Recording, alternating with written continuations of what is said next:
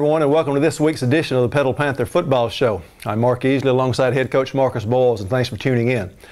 This past week, the Panthers went on the road to Gulfport to take on the Admirals of Gulfport High School, a tough physical game that we came up a little bit short, 15-12.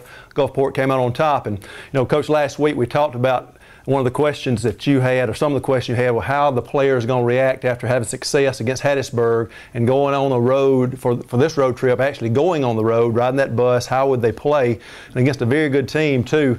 Got some answers that, hey, maybe still be looking a work in progress, but at least you've got some answers from that question, I think. I agree. You know, we went on the road against a very tough opponent, like you said, and I think we want to know how we was going to handle it. I think the biggest thing was how we were going to handle coming off a big win. Yeah. And I don't think we handled it very well. And again, don't want to take anything away from Gulfport. They deserve to win the football game. They outplayed us in every phase of the game.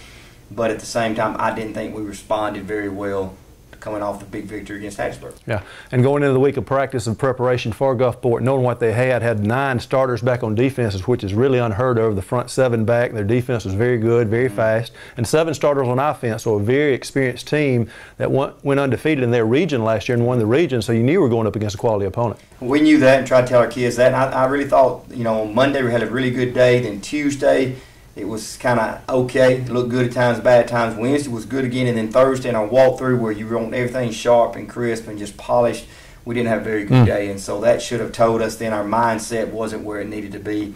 And you know, as a coach and as a coaching staff, we need to do a better job of getting that point across to our kids. Again, don't want to take anything away from Gulfport. They got 16 starters back, and so they are a very good football team, and we just didn't respond to the challenge that was presented to us.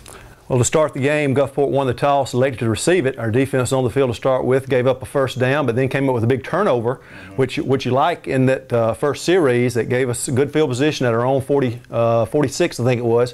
Able to drive down the field and score, so you had to be feeling good about that. We did. Thought we were starting out really well. Like I said, the defense gave up a first down, but then came up with a big interception. I think Jacob Hall got that interception.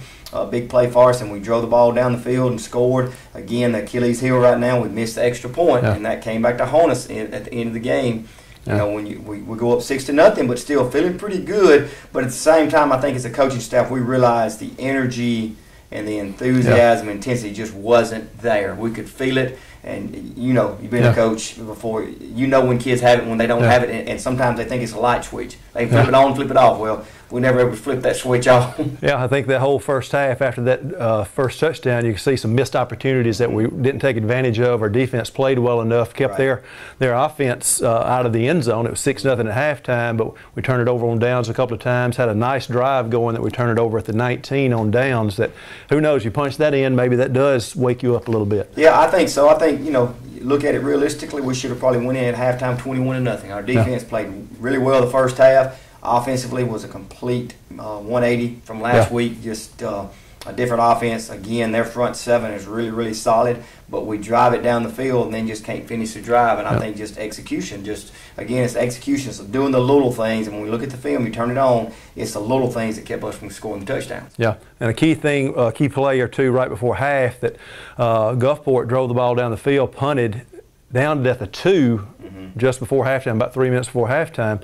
And we were able to get it out to 5, and Tanner was able to avoid getting the punt blocked and got a short punt out, but our defense played well. They missed a field goal with about 7 seconds to go in the half, and so we kept them out of the end zone, even with their backs against the wall, but never could get it going. Those missed opportunities in the first half. Again, you're right. Just the defense played well, but again, the ball was rolling out, and we tried to dive on it. You know, just not a very smart play at all. Something that we talked to our kids about, and you know, just inexperience. He'll get better at that. He hadn't been doing it very long, but again, it's just those little things that, you know, you can't do that.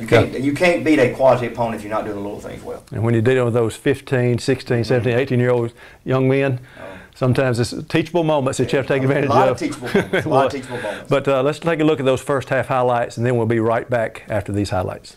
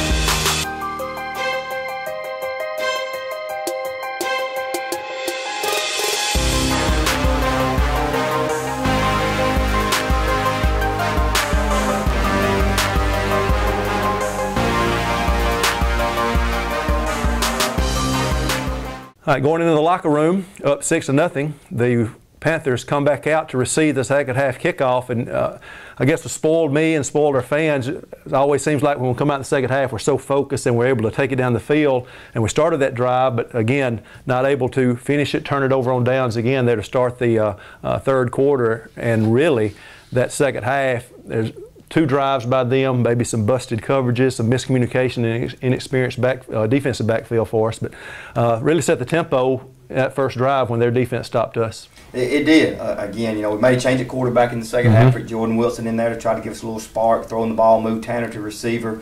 Tanner and Jordan made a couple of good throws, but then, again, we bogged down with just, again, missed opportunities, just the theme of the night for offense, just missed opportunities. But again, our defense played well and just kept us in the game, and even late into the fourth quarter, we were still in command of that game until, I don't know when they scored, but halfway through the fourth quarter, I guess. Yeah, we were up 12. They took the lead 7-6, but then we came back after a good defensive effort, and they snapped the ball over the punter's head. And let the record show, Ed, I called that. It says they nearly snapped over the first one. I said, it's time to snap it over his head, and sure enough, and he did a great job of getting the ball out of the end zone, but we took over the 20, were able to punch it in and take the lead 12-7. Yeah, and, just again, a great stand by our defense. Special teams do a really good job. And then our offense does take advantage of that short field, and we stick it in and get a touchdown, have to go for 2 because of the missed extra point, and don't get it. Yeah. And that comes back to haunt us. Yeah. And then probably the biggest series of the night, maybe a first down away from being able to take knees, and we turn the ball over. They just about scoop it and score, but they take over the 29.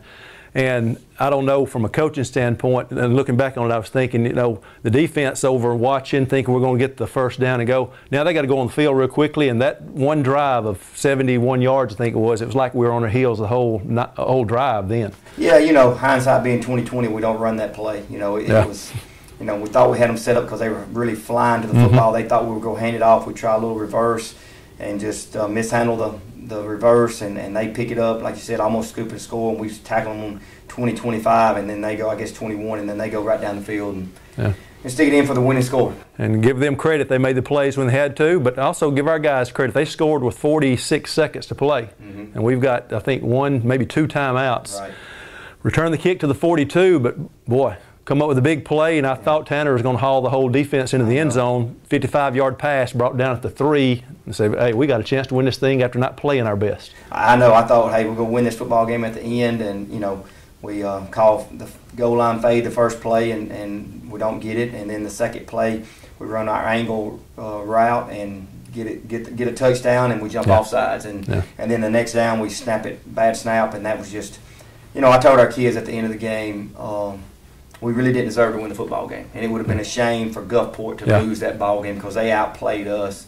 But I would have taken the win. Oh yeah. But we didn't deserve to win it, and I hope it's a wake-up call for me as a coach and for our coaching staff and our players. And that's what I told the team. It's not any one play. It's not any one call. I mean, certainly there's some calls we would like to have back as offensive coaches, defensive coaches, and I know there's some plays our kids would like to have back. So it's a team effort. When I say a team effort, I'm including the coaches in that team effort. And that's what it's about. Talking about missed plays. We had an interception, just couldn't hold on. That would have secured it, but there's not that one play. Should have never been in that position, should we? That's right. That's right. We had plenty of opportunities the first half to put the game away on offense to keep our defense from being on the field in that situation. And on the last second play, the ball was batted down the end zone and left us with that 15-12 loss to Gulfport. But again, I was reading something this morning, as a matter of fact, it said, let's see, how did it go? It said, winning is good, but sustained victory is better. And sometimes you lose that battle, but you learn from it. And I thought about last year's team. We struggled during the middle of the season, but then learned from those and really got on a roll. So that's what we're going to shoot for now. Look to get better this week. Hey, it's a learning experience to our kids out of the game. We're 1-1, same situation we were last year. Just the 2 wins were against different opponents. That's right. The 1 win was against Gulfport last year, and the loss was against Hattiesburg. So, we're okay. It's a district game. It didn't end our season. It didn't end the playoffs. So we're okay. We'll bounce back and be ready Friday night. And that's why you play those tough non-district games. So when you do get in district, hey, we've been there. We know how to react in this. Because we in district, we won a lot of games like this where we made that play at the end, and we'll be ready when it comes again. That's right. And we went, probably the team that's got a chance to win that district, we went down there and got beat 15-12 and just really didn't play very well. So there's some positives to take away from it. But at the end of the night, it is a loss, and we got to live with that. And sometimes those players, it's good to have a bitter taste in your mouth, isn't it? Exactly. And coaches. That's right, exactly. All right, let's take a look at those second half highlights, and then we'll be back after these highlights to talk about next week's opponent, the George County Rebels.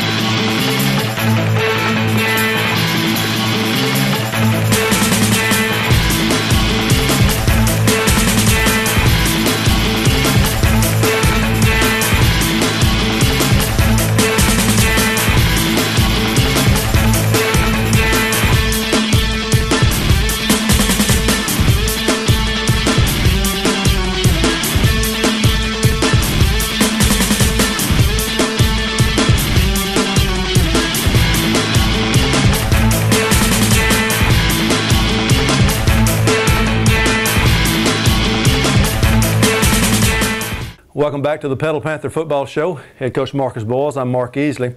We've talked about the game for this past week. Now previewing this Friday night's game. The George County Rebels come to the friendly confines for us, hopefully unfriendly for them, of the confines of Petal Stadium. And it's going to be nice to be at home, even though one was a short road trip, one a long road trip, but it's nothing like playing at home, is it? Oh, it's nothing. It's, you know, going on the road's been good, but I'm glad to be at home, get our home crowd, got a lot of great activities planned for our kids, and it's going to be Military Appreciation Night, so we'll go do that. But we've got a lot of different things going on, a lot of different activities for our kids, and so big thing though is we get to stay at home, dress in our own dress room, and walk out the door and get ready to play ball. Yeah, and that's what we really need. Got a good team, good quality team coming in. Coaching staff you're familiar with at George County, always full of athletes. They are, and it starts with their quarterback on offense. Another kid just like the one at Hattiesburg, just like the one at Gulfport. He can throw it and he can run it. He's a returning starter from last year, and he made us miss a lot last year, so we've got to be ready to play. They got two big receivers. One of them's about 225 pounds that can run. The other one's Fry Fogel, 6'2", 190. He can run. So, again, you know, it seems like every week this is going to be the same situation. Great quarterback, great receivers, and, you know, defensively they go get after our tail. And, you know, they're averaging, in their 2 wins, 50-something points. So they can light the scoreboard up. So one thing about that, coming off a disappointing loss, hey, it doesn't take you long to get refocused once those kids watch the film. Say, hey, we better be ready for Friday night. Exactly. If not, we'll go. You know, we'll go be 1-2 after Friday night. And I know our kids will bounce back this week. I know we'll have a great week of practice and be really focused, and our kids love playing at home. So I have no worries that we'll be ready to play. Yeah, got a resilient bunch, and that's been the case, and I'll expect the same thing. So right. It'll be a good Friday night here at Panther Stadium, a military appreciation night. So we'll hope to see you there with us and helping support these guys and get us back on the winning track.